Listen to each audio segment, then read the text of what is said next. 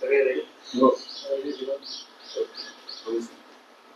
राऊत साहेब, काल तुम्ही एक अत्यंत गंभीर असं प्रकरण ट्विट केलं आणि जी माहिती मिळते धुळ्यातल्या शासकीय विश्रामगृहात आमदारांच्या अंदाज समितीचं काही एक ते प्रकरण आहे, ज्यात तुम्ही असं म्हटलं तुमच्या ट्विटमध्येही आणि स्थानिक तुमच्या नेत्यांनी आरोप केला जवळपास 5 कोटी हे वाटपासाठी आले होते आणि ते शिवसैनिकांनी पकडून दिले आणि तिथेही आता शासकीय अधिकाऱ्यांची कालपासून इन कॅमेरा संपूर्ण सगळ्या प्रकरणाची माहिती घेतली जाते आहे, पैसे मोजले जात आहेत, असे सगळे आरोप होते. महाराष्ट्रातला भ्रष्टाचार हा कोणत्या थरापर्यंत गेलेला आहे? कोणत्या थरापर्यंत गेला या राज्यातला भ्रष्टाचार? तर विधिमंडळापर्यंत पोहोचला. पवित्र जागा लोकशाहीच्या दृष्टीने ज्याला आपण मंदिर म्हणतो, लोकशाहीचं, लोकसभा, राज्यसभा, विधानसभा, विधान परिषद, तर या राज्यात देवेंद्र फडणवीस, एकनाथ शिंदे, अजित पवार यांच्या राज्यात हा भ्रष्टाचार या मंदिरापर्यंत पोहोचला, विधानसभेपर्यंत पोहोचला आणि विधानसभेचे अध्यक्ष, राज्याचे मुख्यमंत्री या भ्रष्टाचाराचे मुख्य समर्थक आहे. अंदाज समिती, एस्टिमेट कमिटी ज्याला म्हणतात, ही एक अत्यंत महत्वाची विधिमंडळ समिती आहे. म्हणजे शासनाची जी कामं होतात शासनातर्फे ती योग्य प्रकारे नियमानुसार झालीत की नाही याचे तपास करणं किंवा याचे साक्षी पुरावे करणं, अशा अनेक कामं त्या कमिटीच्या द्वारे होत असतात.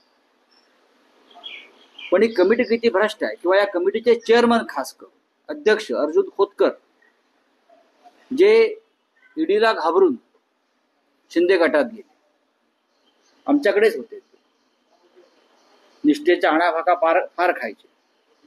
एकनाथ शिंदेला पळून गेला होते उंदीर म्हणणारे हेच गृहस्थ, बरं का, उंदीर आणाभाका निष्ठेच्या घेणारे हे जेव्हा गेले, ईडीला घाबरून गेले, ईडीची कारवाई होते त्यांच्या एका कारखान्यावर, त्यांना अंदाज समितीचं अध्यक्षपद दिलं. ते यासाठीच दिलं, काल धुळ्याच्या 102 नंबरच्या विश्रामगृहात त्या खोलीमध्ये 5 ते 5.5 कोटी रुपयाची कॅश गेल्या 3 दिवसापासून जमा झाली. ही अंदाज समिती, त्याचे अध्यक्ष हे धुळ्याच्या दौऱ्यावर होते अशा प्रकारच्या कामांच्या तपासणीसाठी. पण शासकीय कामामध्ये, सार्वजनिक बांधकाम खात्याच्या कामामध्ये, इतर क्षेत्रातल्या कामामध्ये प्रचंड घोटाळे, भ्रष्टाचार, कमी दर्जाची कामं झाल्यामुळे ते प्रकरण काढून या सर्व ठेकेदारांकडून 15 कोटी रुपये गोळा करण्याची जबाबदारी अंदाज समितीच्या अध्यक्षांना द्यायची जबाबदारी ठेकेदाराने घेतली आणि त्यासाठी त्यांनी अंदाज समितीचे ज्या चेअरमनचे जे पीए आहेत पाटील म्हणून त्यांची नियुक्ती केली. 102 नंबरच्या खोलीमध्ये गेल्या 3 दिवसापासून ही रक्कम जमा होत होती. 5.5 कोटी रुपये जमा झाले आणि 10 कोटी पुढल्या 2 दिवसात जमा होणार. लक्षात घ्या, 15 कोटी रुपये अंदाज समितीच्या अध्यक्षांना देण्याचा सौदा झाला होता. 15 कोटी रुपये मी फार जबाबदारीने सांगतोय. 5.5 कोटी रुपये जमा झाले आहेत. 10 कोटी रुपये पुढल्या 2 दिवसात जमा होणार आहेत. नाहीतर सर्व ठेकेदारांना ब्लॅकलिस्ट मध्ये टाकण्याची धमकी अर्जुन खोतकरांनी दिली. सर्व ठेकेदारांना ब्लॅकलिस्ट मध्ये टाकून त्यांच्यावरती गुन्हे दाखल करण्याची शिफारस मी करीन अशी धमकी अर्जुन खोतकर यांनी दिली. त्यानंतर पैसे जमा व्हायला सुरुवात झाली. ते राज्य कुठे चाललंय? शिवसेनेचे धुळ्यातले आमचे प्रमुख नेते अनिल गोटे, माजी आमदार, आणि शिवसैनिकांच्या कानावर ही गोष्ट गेली. खरं म्हणजे गोटे साहेबांचे आभार मानले पाहिजे. ते नेहमी लढत असतात. गोटे साहेबांनी शिवसैनिकांसह विश्रामगृहावर धडक मारली.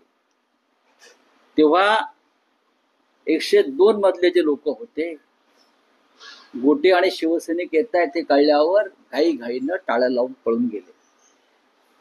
आमची अशी मागणी होती, शिवसैनिक, जिल्हाधिकारी, जिल्ह्याचे पोलीस प्रमुख, अँटी करप्शन ब्युरो जे आहे जिल्हा त्याचे प्रमुख यांनी येऊन ही खोली उघडावी, त्याचा पंचनामा करावा आणि संबंधित जे लोक आहेत त्यांच्यावर कारवाई व्हावी. 4 तास 5 तास अनिल गोटे आणि शिवसैनिक तिथे ठिया मांडून बसले, तरी ना पोलीस आले ना जिल्हाधिकारी आले. जे आमच्यावर खोटे गुन्हे दाखल करतात, EOW, ED, त्यांचं काम आहे. एवढी मोठी रक्कम 5 लाखासाठी तुम्ही गुन्हे दाखल करता ना. शेवटी लोकांचा आणि आमच्या शिवसैनिकांचा दबाव वाढल्यावर हे सगळे लोक आले, त्यातले टाळं उघडलं आणि अजून पैशाची मोजणी सुरू आहे. बाकी लोक फरार आहेत.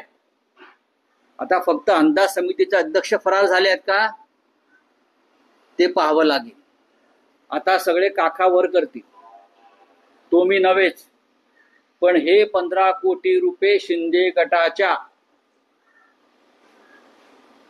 जालन्याचे आमदार खोतकर यांना देण्यासाठीच जमा झाले. हे सांगायला आता ब्रह्मदेवाची गरज नाही. त्यांना वाचवण्याचे प्रयत्न सुरू आहेत. खरं म्हणजे ज्यांच्या नावावर ही खोली होती त्यांच्यावर गुन्हा दाखल करून ते संपूर्ण प्रकरण ED आणि CBI कडे देण्याची गरज आहे. गेल्या वर्षभरात आणि त्याच्या आधीच्या